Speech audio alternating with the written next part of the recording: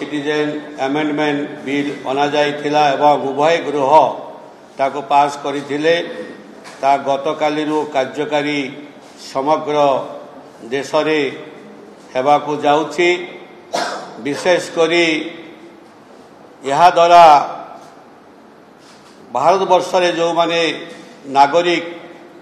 नागरिकत्व पाउन थिले जो माने आम पड़ोसी राज्य पाकिस्तान अफगानिस्तान बांग्लादेश रे जो माने मूल बासिंदा भारतर से माने रही थिले से माने दीर्घ वर्ष हैला ए नागरिकत्व प्रमाण पत्र न पाइबारु से माने बहुत समस्या सम्मुखीन होउथिले।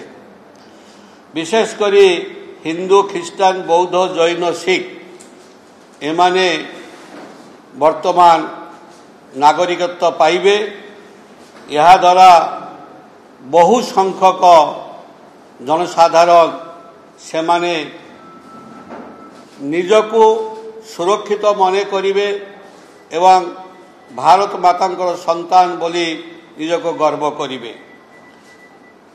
यह 2014 मसीहा पूर्व जो माने आसीचंती भारत रे से माने या को पाइबे एवं विशेष करी जो माने धार्मिक पीड़न सम्मान जीवन प्रति विपद थिला से माने एई तीनोटी राष्ट्र छाड़ी के भारत रे शरण नहीं थिले। से मानकर आमर यशस्वी प्रधानमंत्री प्रचेषा नरेंद्र मोदी जी आमर सम्मानीय गृहमंत्री अमित शाह कठोर परिश्रम आज एम मुहरे हस फुटेबा जाउचंती एवं समस्ते खुशी हेबे।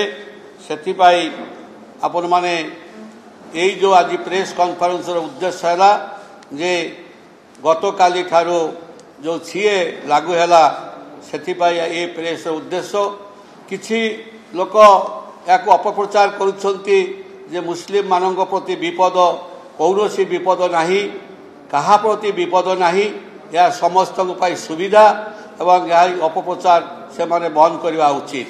तेणुक आज प्रेस कॉन्फ्रेंस होची से उद्देश्य रे समस्त देशर लाभ जो माने अनडिवाइडेड इंडिया रे थिले से माने देश रे थाइकिरी मध्य निजको सुरक्षित मने करू नथिले। सेतिपाई लोकंकर मंगल हैला माने देशर मंगल हैला। लोक निजको जेतेबेले सुरक्षित मनिबे एवं भारत मातार संतान बोली निजको गर्व करिवे सेटा होछि देशर बड़ लाभ।